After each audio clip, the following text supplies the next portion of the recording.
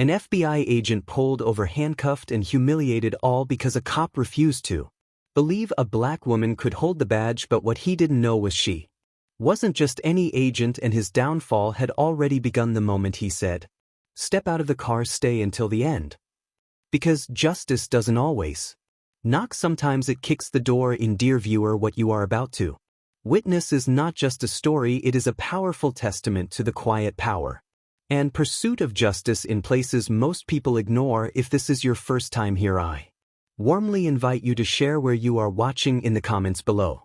And if stories like this move you, challenge you, or make you think, consider subscribing and clicking the bell icon. We share voices that deserve to be heard every day. Thank you for being here. Now let's get into the story. It was supposed to be just another drive home, a warm afternoon in Charlotte, the kind that made the city shimmer beneath a golden haze. Traffic crawled, but the sky was clear, and for once Special Agent Maya Collins felt like she could breathe. Her latest case, a months-long operation unraveling a multi-state fentanyl network, had finally reached a turning point. She had spent years climbing through a world that doubted her at every turn, and yet here she was, a black woman in her late 30s, badge on her hip, and a reputation in the FBI built not on politics but precision. Maya wasn't in uniform today.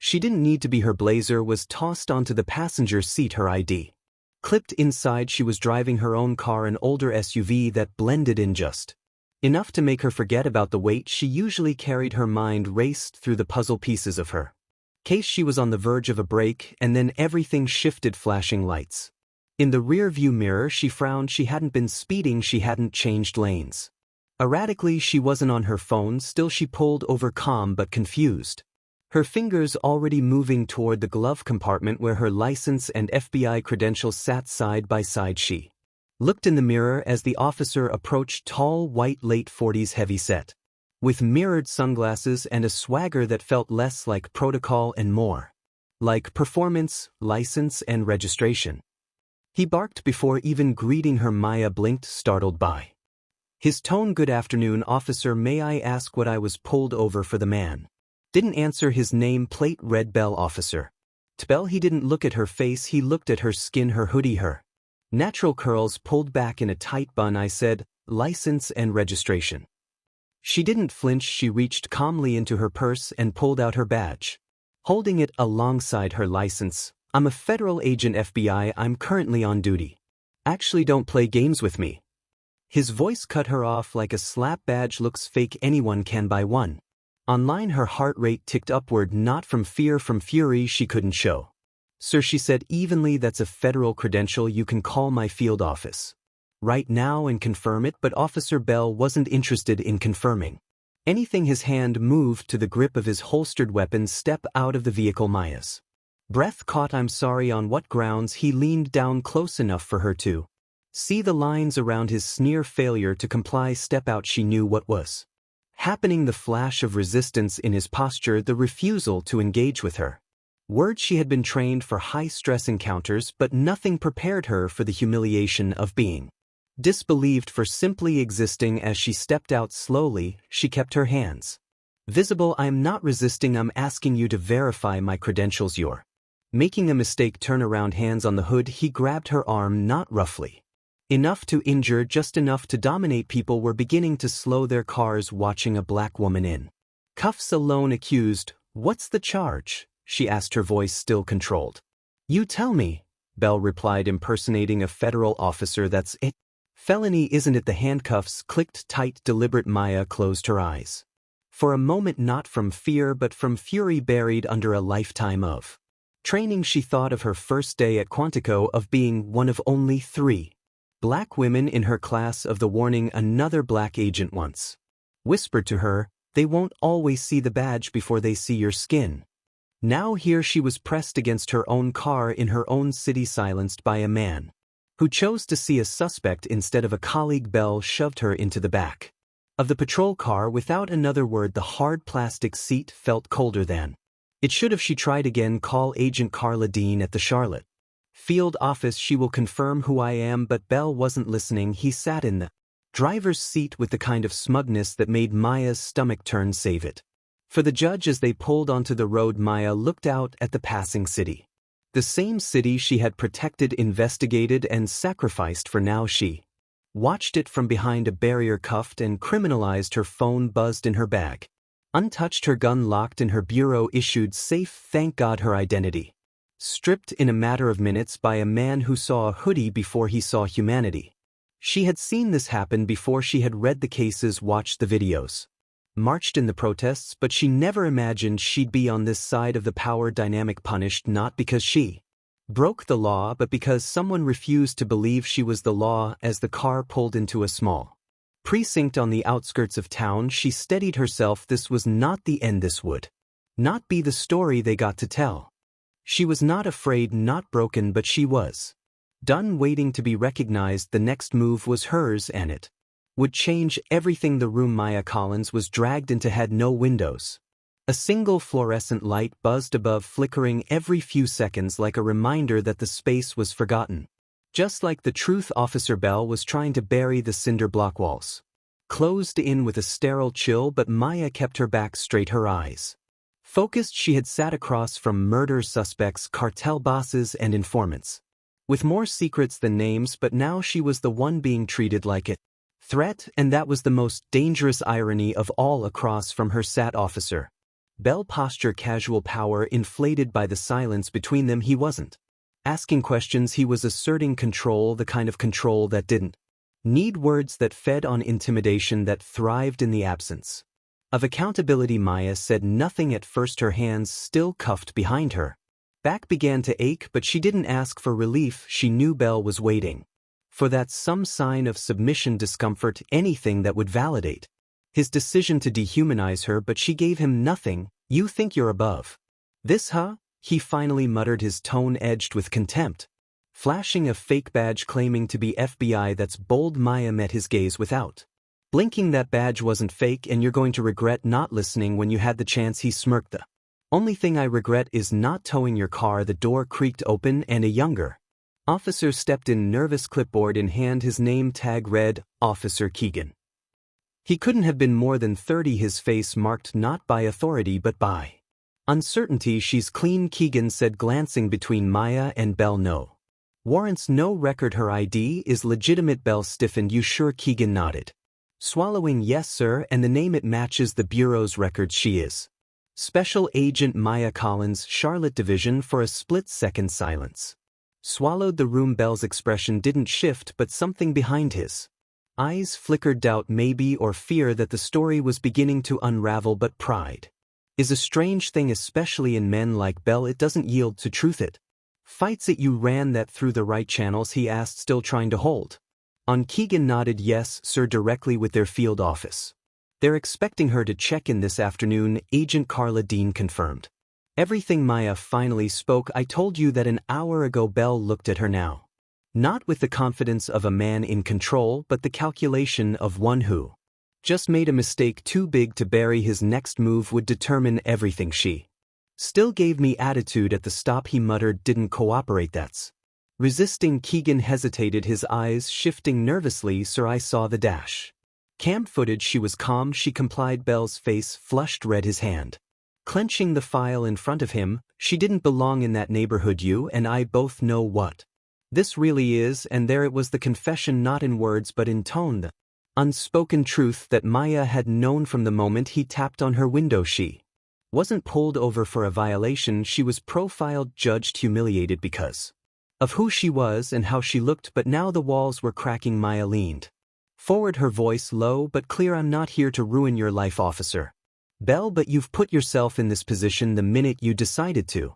ignore my credentials, escalate a situation that didn't exist, and put your hands on a federal agent. You didn't just violate protocol, you exposed something much deeper. Bell looked like he wanted to argue, but he didn't. Instead, he stood and stormed out, the door slamming behind him like a gavel. Keegan remained still, holding his clipboard as if it could shield him from the truth hanging in the air. Maya looked at him. How long have you worked with him? Too long, Keegan admitted quietly. Then you've seen this before. He nodded slowly, but no one ever said anything. We just learned to avoid it, keep our heads down. Maya didn't judge him. She understood the pressure of silence and systems built on power. Imbalance, but she also knew the cost of that silence. She was living it now. Have a choice, she said softly. You don't have to be him, you don't have to protect him. Keegan didn't reply, but he didn't look away either. Later, as Maya sat in a different room waiting for her colleagues to arrive, her mind spun through the events like a silent film, each frame laced with rage, restraint, and responsibility. She knew she could go public. She knew the press would devour the story of a black FBI agent being arrested without cause, but that wasn't the endgame. She wanted change, not spectacle. This wasn't about one bad cop, it was about every shadow he operated in, every look the other officers gave when he overstepped, every report ignored, every civilian too afraid to speak. And now the spotlight was coming. She could feel it.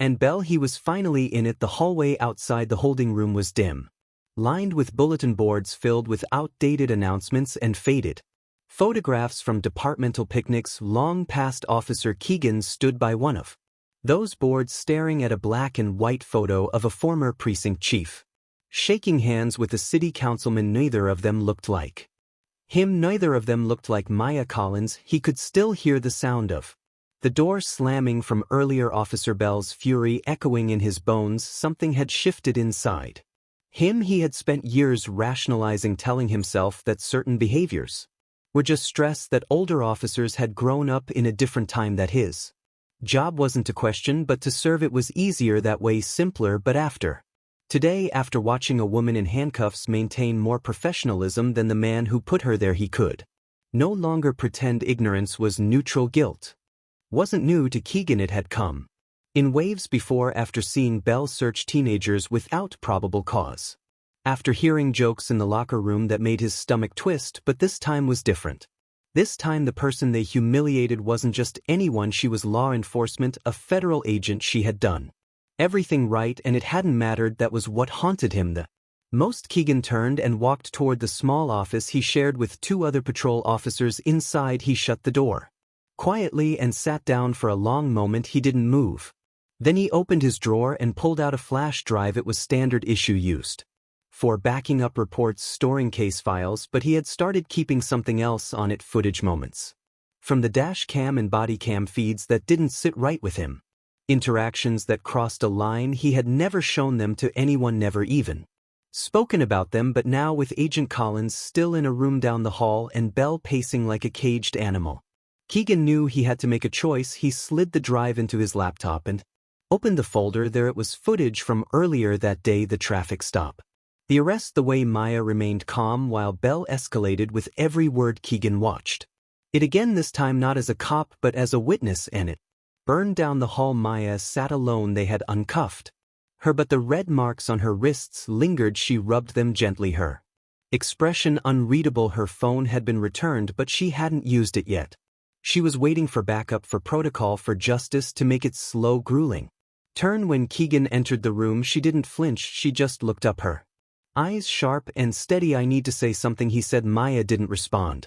She let him speak. I should have stepped in sooner. I saw what was happening. I've seen it before, and I let it happen again. She didn't soften. Why are you here now?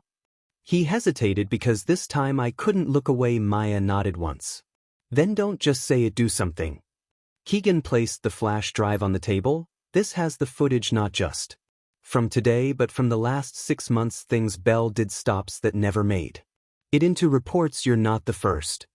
Maya stared at the drive. It was small, unassuming, but she knew the weight it carried. I'll back you up, Keegan continued. I'll testify if I have to. I know the risks, but I can't wear this badge and pretend anymore. For the first time since her arrest, Maya let her shoulders relax just slightly, not in relief but in recognition. Change didn't come from guilt, it came from courage. And Keegan, trembling as he was, had finally found some. You'll need to file an internal statement, she said, officially, and make a copy of that drive. Keep one for yourself. Keegan nodded. And you'll need protection, she added, because when systems are threatened they fight back. He met her gaze. I know, but I'd rather be scared for doing the right thing than ashamed for staying quiet. They sat in silence. After that, two people from different worlds, one black, one white, one federal, one local, but bound now by truth. And somewhere between that silence and the rustling of paper outside the door, something rare bloomed in that Stale fluorescent room, not redemption that was still miles away, but accountability, the first spark of it, and Maya, who had walked into this station target, now saw the beginning of a shift, not just in Keegan but in the structure. He was brave enough to challenge change she knew always began in the shadows, but today it had stepped into the light. The next 48 hours moved like a current, swift and irreversible by the time Maya Collins walked back into the precinct.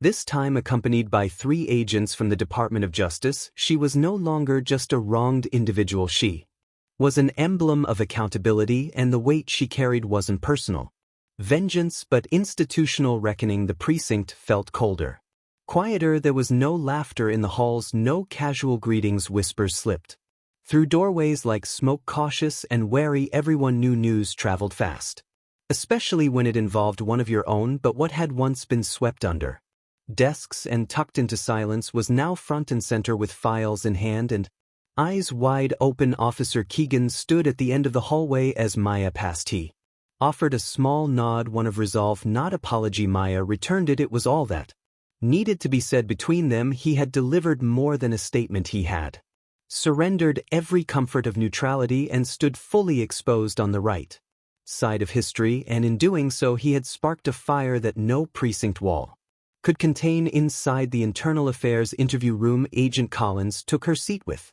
calm precision. A federal recorder clicked on. Across from her sat the Deputy Inspector General, 2 investigators, and a representative from the city's Office of Civil Rights. They weren't here for posturing, they were here to listen, and Maya had come prepared to speak. She laid out every detail, not just of her arrest but of the countless subtle violations that had built up to it, the coded language, the unchecked hostility, the racial undertones that had long operated beneath polished badges and scripted apologies. But she didn't stop there.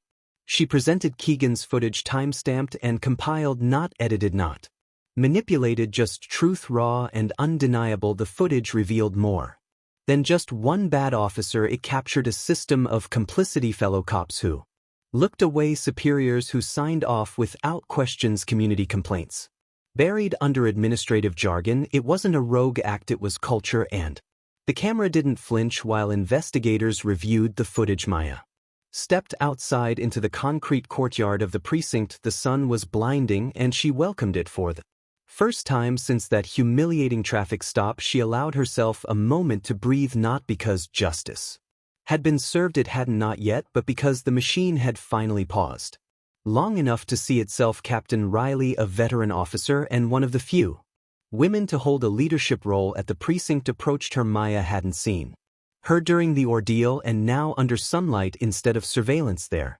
exchange was unguarded. "I want to say I'm sorry," Riley said, hands behind her back, shoulders squared like someone bracing for impact. "I don't need your apology," Maya replied, her tone measured but not unkind. "I need your cooperation." Riley nodded. "You have it. Bell's been put on administrative leave pending investigation, but I know how deep this runs. I've seen it too. I've been afraid of what pushing back might cost me." "It always costs something," Maya said. "But the real debt comes when we don't." They stood there, 2 women in uniform, both shaped by institutions that too often demanded silence in exchange for survival. But in that moment neither of them was silent, and neither was backing down. Meanwhile, across town the first reports were already reaching the mayor's office.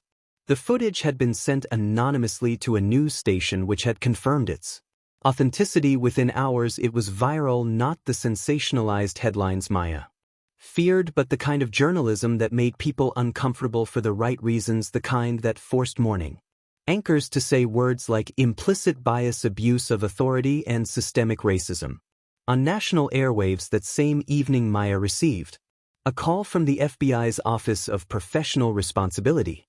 They commended her composure, they assured her support, but more importantly, they asked for her input, not just on handling Bell's misconduct but on how to prevent incidents like it from happening again. It was a start. Back at the precinct, Keegan sat in an empty locker room, staring at the cracked mirror. His reflection looked older, tired, but honest. He had been interviewed for 3 hours, and each word he gave pulled him further from the brotherhood he once clung to. He had no idea what tomorrow held, but today he had done something that mattered. The uniform he wore had once Been a shield, something to protect, to honor, but now he understood truth war.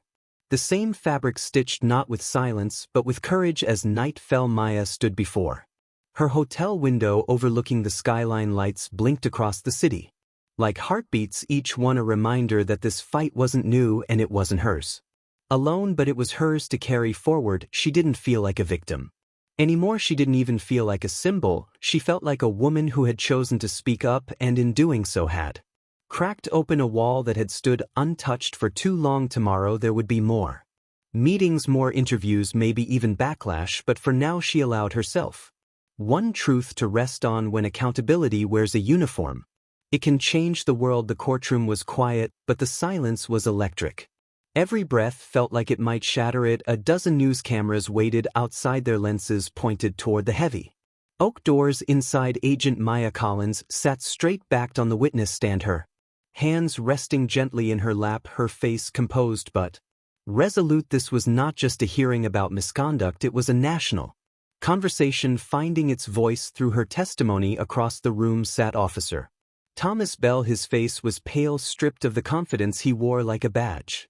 No uniform today, just a suit that didn't fit quite right, and a defense attorney who looked more like a damage control consultant than someone fighting for innocence. He didn't meet Maya's eyes. He couldn't not after everything. The prosecutor's questions were calm but piercing. Agent Collins, at what point did you realize the arrest was not about procedure but prejudice? Maya didn't hesitate the moment Officer Bell refused to acknowledge my credentials and escalated the situation without cause. He didn't see a federal agent, he saw a black woman he believed he could control. A murmur moved through the gallery. Maya continued, her voice unwavering. It wasn't the first time I'd felt that kind of dismissal, but it was the first time it came with handcuffs and threats. And I'm here not just because I want justice for myself, but because I want to make sure no other agent, no other woman, no other human being ever has to be dehumanized behind a badge. She let the words settle, not with bitterness, with intention. Officer Bell's defense team tried to pivot. They leaned into confusion, stress, standard protocol, but every claim unraveled under scrutiny. The footage from Officer Keegan's body cam had left little room for doubt, and Keegan's own testimony had been clear. What happened wasn't just procedural failure, it was moral collapse. But beyond the trial, something deeper was shifting. Maya's case had sparked policy reviews in precincts across the country. The Department of Justice had launched a broader initiative on racial bias training, citing her case as a catalyst. And quietly at the agency where Maya worked, more black and brown voices began stepping forward, telling their stories. Not in fear but in solidarity. Justice, Maya had come to understand, didn't always arrive with fireworks. Sometimes it came slowly in rooms like this one, rooms where truth echoed louder than excuses. As the trial moved into its final statements, Maya sat beside her legal team, composed and thoughtful. She wasn't waiting for vindication, she had already found it in the courage of Officer Keegan, in the silence of Captain Riley that had finally broken, in the community that now stood behind her. Not with hashtags but with action. The jury returned within hours. The verdict was unanimous: guilty on all counts, misconduct, false arrest, abuse of authority. But the sentence in some ways mattered less than what followed at a press conference. Days later, Maya stood before a crowd of reporters. She wore her badge that day not as armor but as a reminder of what it was supposed to mean, of what it had always meant to her. I didn't become an FBI agent to be a symbol, she said into the microphones. I became one because I believed in justice, and today I still do. But let's be clear, justice doesn't whisper, it doesn't hide, and it doesn't wait for permission. It speaks up even when it's inconvenient. It demands better even when systems resist, and sometimes it starts with just one voice refusing to stay silent. Her words rang out not just in that moment but far beyond it, in precincts where officers began re-examining how they interacted with the public, in law schools where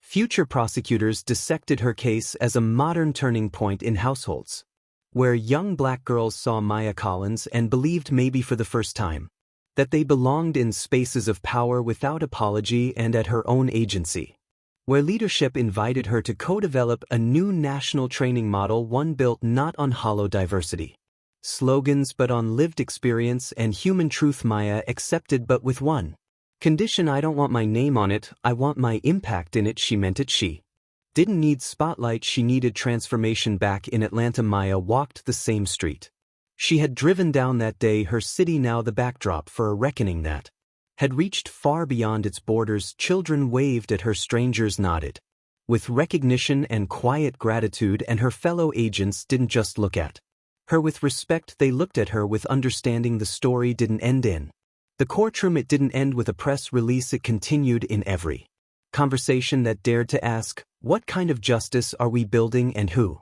is it truly for?